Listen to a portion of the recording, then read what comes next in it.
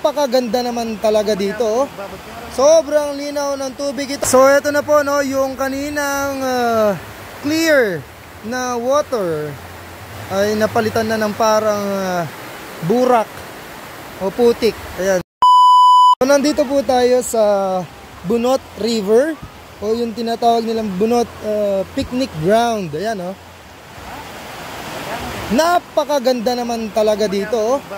Sobrang linaw ng tubig ito. Paano to?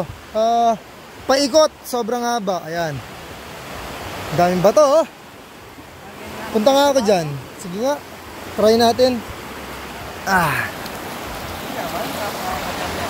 Uy, sarap ang lamig. Yes. Oh. Yun, hanggang dun, oh.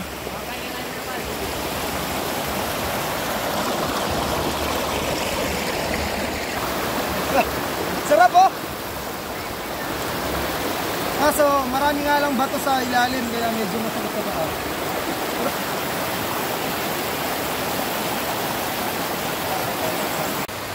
At umulan pa nga. Grabe, hindi tayo pinagbigyan ng araw. Ito yung kinatatakutan ko minsan sa mga ilog, eh. Kapag umuulan. Kasi minsan yung tubig mula sa bundok, no? Tapos bigla na lang aapaw yung ilog. Ang dami ko nakikita sa Facebook yung umaapaw yung ilog, yun, no? Pero ang dami pa rin naliligo. Ayan. Isa ito sa mga pinupuntahan talaga ng mga turista. Yan, no? Tingnan nyo yung bundok dun, no?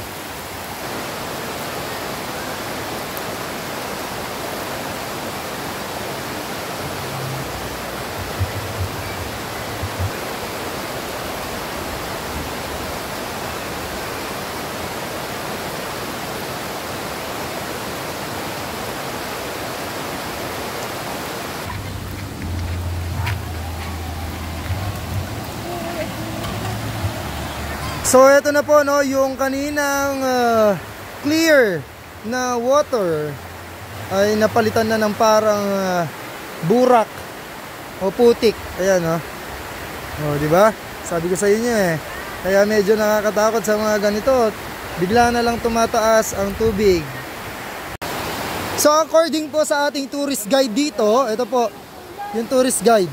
Ayan nga, oh, nagputik na. Oh.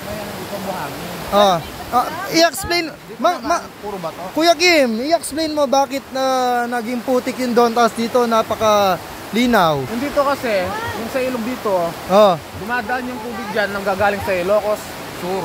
Ilocos Sur? Oo, dito Ilocos Norte. Ilocos Norte? Oo. Kaya pala. At dito kasi mabuhangin. Mabuhangin. Kaya naging kulay kape yung ano.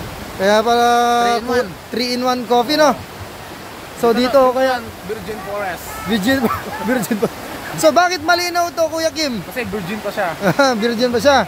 Ano yung kulang doon? Ano yung kulang doon? Sabi mo kanina, walang masyadong mga bato. Bato. Walang.